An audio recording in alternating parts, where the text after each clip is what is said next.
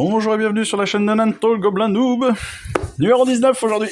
Fascicule numéro 19 avec Gardus, âme d'acier. Et on l'ouvre tout de suite. On l'ouvre tout de suite parce que je suis impatient. Déjà, c'est une belle figurine parce qu'on a un très gros socle. Ça va être un socle de 50 sur 60 déjà, c'est balèze. Ensuite, Gardus en lui-même, c'est une figurine qui est assez simple, hein. Il y a très peu d'éléments, il y a quoi, une douzaine d'éléments, quelque chose comme ça, pas bien plus. J'ai quoi, 14 numéros je crois. 15 numéros sur l'ensemble de la grappe, sachant qu'il y a deux têtes, donc on aura un choix à faire sur la tête, soit une tête casquée, soit une tête nue, comme d'habitude, avec une coupe, avec une mèche volante comme ça, magnifique. Mais surtout donc, Gardus, c'est un personnage qui est hyper dynamique dans sa position, regardez-moi ça, c'est magnifique, franchement, la figurine en elle-même, je la trouve superbe, on est encore sur une finesse aussi de sculpture, regardez-moi ça, ces éclairs là, c'est vraiment très très bon, on est sur le devant, même pas, je sais même pas ce que c'est ça. Oh, c'est peut-être le dos de sa robe ou quelque chose comme ça, enfin de sa tunique. Les sculptures sur les genoux, les lions là, oh là là, ou le torse en lion, en tête de lion, là il est extraordinaire je trouve. Je trouve ça vraiment super. Voilà, honnêtement cette figurine je la trouve tellement dynamique, tellement expressive qu'elle en devient extra. Le socle est assez simple par contre.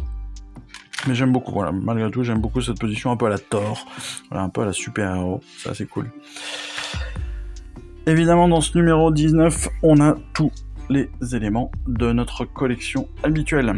La lecture de la collection, l'assemblage, la peinture et bien sûr le jeu. C'est pour ça qu'on aime cette collection. La lecture, d'abord, avec un petit peu de fluff sur la magie de la WAG. Et oui, la magie Uruk est instable, dangereuse et puissante. Même les sorciers confirmés peinent à contrôler des incantations aussi sauvages. Et oui, que ce soit des Uruk ou des Gloomspites, il y a des fois ils sont pas toujours très doués. Et c'est ça qui est amusant aussi avec ces sorciers-là, c'est qu'ils peuvent se planter régulièrement et parfois on peut avoir des contre-effets contre notre armée. Et ça, je trouve ça assez cool. Donc des chamans bizarre boss, des chamans fongoïdes aussi chez les Cruel Boys, enfin voilà. On a plein de choses comme ça qui vont arriver. Ouais, c'est top. Je vous laisserai lire tout cela, évidemment, pour découvrir, mais aussi pour découvrir l'histoire de la tempête de Sigmar. Hein. La tempête de Sigmar fut une mémorable campagne qui mit fin à l'âge du chaos et augura l'âge de Sigmar. Elle marqua la première descente des éternels de l'orage dans les royaumes pour briser le joug du chaos. Et oui, c'est l'avènement de Sigmar en tant que chef. Et pourtant, il a de l'opposition constante, hein, avec des Uruk, avec les Hantenuits, bien sûr, ou bien, évidemment, avec les armées du chaos, qui sont toujours là pour venir le titiller. Dans la destruction, on l'a vu, il y a des Uruk, il y a des Gloomspites, mais il y a aussi les fils de Behemoth. Les fils de Behemoth, ce sont des gargants, descendants brutaux du dieu animal Behemoth. Rares sont ceux pouvant égaler la puissance de ces titans territoriaux. On l'a vu dans le dernier numéro, dans l'avant-dernier numéro, on avait un triptyque sur la destruction. Et je vous disais, ces figurines-là sont extraordinaires parce qu'elles sont tellement grandes. Et voyez cette illustration, là on a quand même un Stormcast c'est quand même une belle bête à côté de certaines, et là ils atteignent quoi, allez, on va dire la moitié du tibia. Donc vous imaginez la hauteur de ces figurines sur le jeu, vous devez pas en jouer 50, mais à mon avis ça doit faire de sacrés dégâts. Quand ça vous met un coup de masse comme ça doit ramasser des unités entières d'un coup, ça doit être assez exceptionnel. Avec des manches kraken, des piétineurs de guerre, des casse-bêtes, des brise-portes, ou le broyeur d'hommes. J'adore. D'énormes méga gargants comme ça, c'est fantastique, ils sont superbes. Gardus évidemment, l'âme d'acier, on va lui trouver des informations, on va lui donner des exploits, et puis surtout de sa stratégie, voilà, encore une fois, on va lui donner corps dans notre armée. Ça, je vous laisserai faire avec votre dé, ou on vous laisse tout inventer, bien évidemment.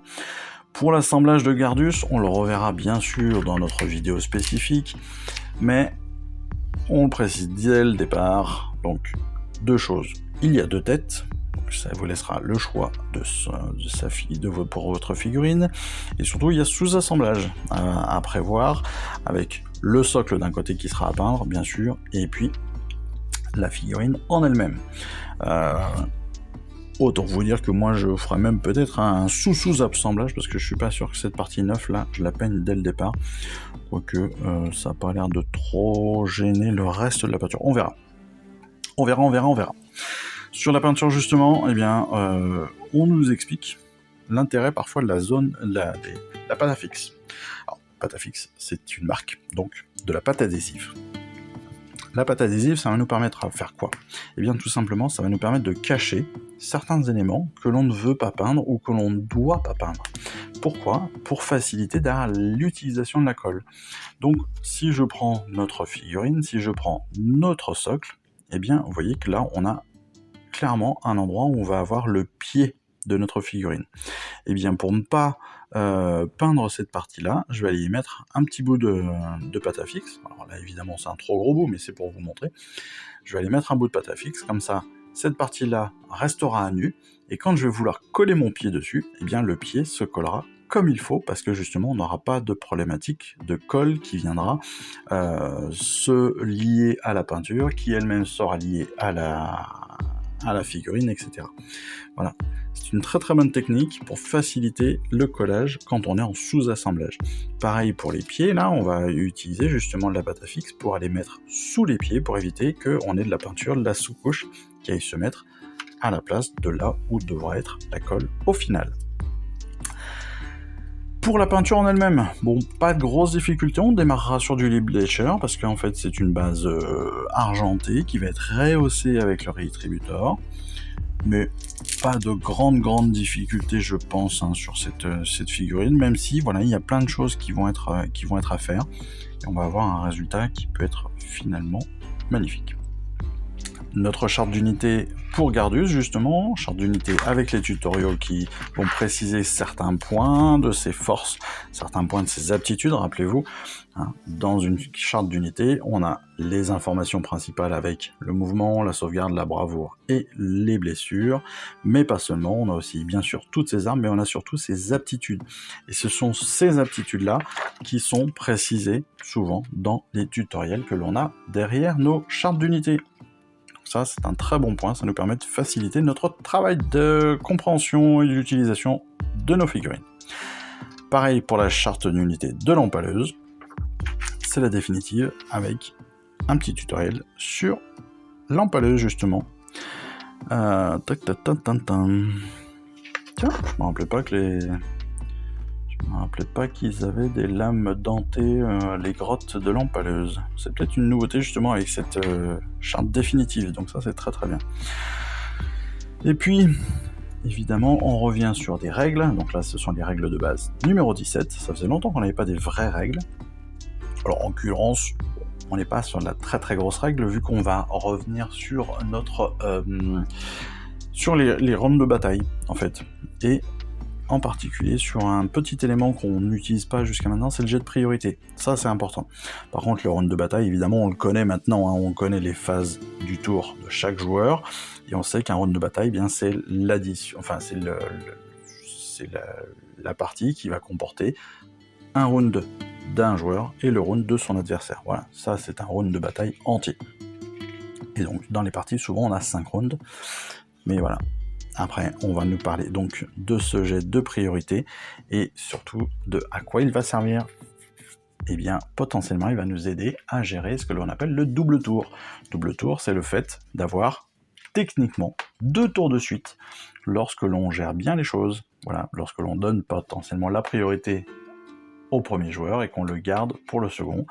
Ce qui veut dire que techniquement on va jouer 2 fois de suite parce qu'on va jouer en fin de premier round et en premier dans le deuxième round.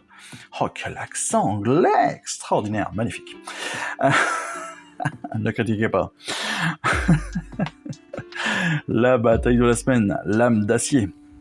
L'âme, L', âme d'acier. Qui verra s'opposer évidemment Gardus. Oh, à la bande rusée, ça va être sympa. Mais pas seulement, parce que là, la bataille va être assez balèze, encore une fois. On a une petite trentaine de figurines d'un côté, contre des mastodontes de l'autre, des gros guerriers de l'autre. Donc ça va être une bataille sympa à faire.